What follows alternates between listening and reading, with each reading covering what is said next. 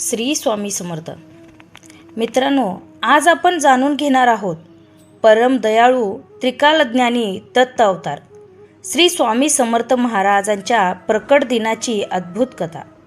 भारतभूमीत अनेक संत आले, परंतु ज्याच्या एका वाक्याने हजारो लोकांचे जीवन बदलले, जे भक्ताच्या हाकेला क्षणात धावून येतात, असे दयामूर्ती म्हणजेच अक्कलकोटचे स्वामी समर्थ. स्वामी समर्थ हे कोण होते, ते कोठून आले आणि ते अक्कलकोटमध्ये प्रकट कसे झाले? ही कथा केवळ इतिहास नाही, तर भक्तासाठी श्रद्धा आणि विश्वास वाढवणारी दिव्य घटना आहे. श्री स्वामी समर्थ. श्री स्वामी कृपा भक्तिमार्ग चॅनेलकडून तुम्हा सर्व भाविकांचे मनपूर्वक स्वागत.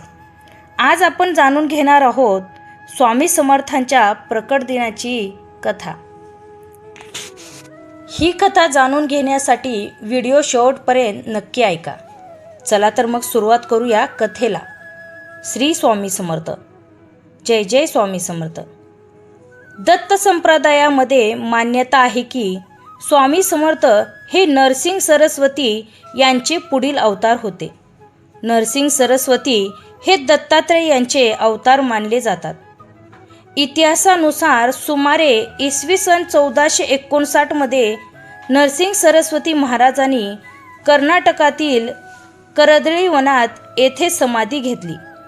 भक्तांचा विश्वास आहे की तेथे त्यांनी सुमारे 300 वर्ष तपश्चर्या केली.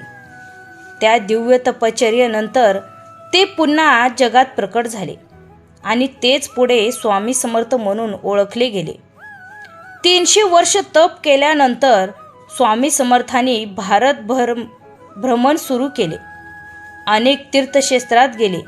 काशी, गंगाकिनारा, हिमालय, रामेश्वर, गिरनार. ते कोठेही स्थिर राहत नसत. कधी जंगलात, कधी नदी किनारी, कधी एखाद्या झाडाखाली बसत. लोकांना ते साधे फकीर वाटत, परंतु ज्यांना त्यांची ओळख पटली त्यांना त्यांचा दिव्य शक्तीचा अनुभव आला. अखेर तो पवित्र दिवस आला. इसवी सन 1856 महाराष्ट्रातील अक्कलकोट या गावात स्वामी समर्थ प्रथम प्रकट झाले.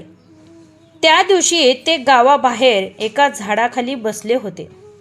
त्यांचा वेश अतिशय साधा होता. अंगावर फक्त कापड, लांब केस, तेजस्वी डोळे, चेहऱ्यावर विलक्षण तेज. गावातील लोकांनी त्यांना पाहिले आणि ते एक महान संत असल्याचे जाणवले. हळूहळू बातमी संपूर्ण गावात पसरली.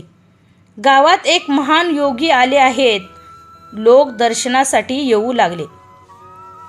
कथा सांगितली जाते की एक गरीब भक्त स्वामींच्या जवळ आला. त्यांच्या घरी खाण्यासाठी काहीच नव्हते. तो रडत म्हणाला, महाराज, माझ्या घरी अन्न नाही. स्वामी समर्थ शांत बसले होते. थोड्या वेळाने त्यांनी जमिनीवरची माती उचलली आणि त्या भक्ताच्या हातात दिली. भक्त घरी गेला आणि त्याने ती माती उघडून पाहिली. ती धान्य आणि अन्नात बदलली होती. भक्ताला तेव्हा कळले की हा साधा मनुष्य नाही, हा तर दत्त अवतार आहे. स्वामी समर्थ नंतर सुमारे 22 वर्ष अक्कलकोटमध्ये राहिले. या काळात हजारो लोक त्यांच्या दर्शनासाठी येत. त्यांनी अनेक चमत्कार केले, रोग बरे केले, गरिबांना मदत केली, संकटातून भक्तांना वाचवले, लोकांना अध्यात्माचा मार्ग दाखवला. त्यांचे प्रसिद्ध वाक्य होते, भिवू नकोस, मी तुझ्या पाठीशी आहे. हे वाक्य आजही लाखो भक्तांना धैर्य देते. अखेर काळ पुढे सरकत गेला. इसवी सन 1878 या वर्षी स्वामी समर्थांनी अक्कलकोटमध्येच समाधी घेतली. परंतु भक्तांचा विश्वास आहे, स्वामी समर्थ कधीही गेले नाहीत. ते आजही भक्ताच्या मदतीला धावून येतात. त्यांचे मंदिर आजही अक्कलकोटमध्ये लाखो भक्तांसाठी श्रद्धेचं केंद्र आहे. प्रत्येक वर्षी स्वामी समर्थांचा प्रकट दिन मोठ्या भक्तिभावाने साजरा केला जातो. त्या दिवशी नामस्मरण, भजन, आरती, महाप्रसाद असे कार्यक्रम होतात. भक्तांचा विश्वास आहे की या दिवशी स्वामी समर्थांची कृपा विशेष असते. श्री स्वामी समर्थ. जय जय स्वामी समर्थ. मित्रांनो, स्वामी समर्थांनी आपल्याला एकच संदेश दिला, श्रद्धा ठेवा, गुरुवर विश्वास ठेवा आणि नामस्मरण करा. जो भक्त मनापासून स्वामींना हाक मारतो त्याला स्वामी समर्थ कधीही निराश करत नाहीत.